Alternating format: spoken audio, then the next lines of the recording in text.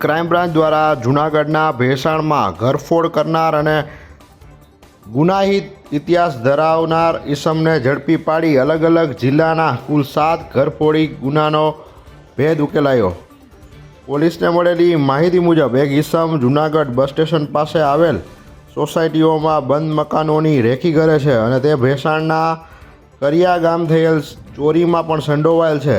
તેથી police staff બસ સ્ટેશનની પાછળ આવેલ નહેરુ પાર્ક સોસાયટીમાં તપાસ કરતા આ ઈસમ મળી આવતા તેને રાઉન્ડ અપ કરી તેનું નામઠામ પૂછી ગુજકોપમાં તેનો ગુનાહિત ઇતિહાસ ચેક કરતા 21 ગુનાઓ નોંધાયેલા હોય, જેથી તેને ક્રાઇમ બ્રાન્ચ ઓફિસે લાવી પૂછપરછ કરતા આશરે 12 થી 13 દિવસ પહેલાં પોતે તથા પાલીતાણાનો રણજીત ઉર્ફે બોડિયો રામજીભાઈ પરમાર ભેસાણ તાલુકાના કરિયા ગામે ચોરી કરેલને હકીકત જણાવતા ધોરણસર અટક કરેલ.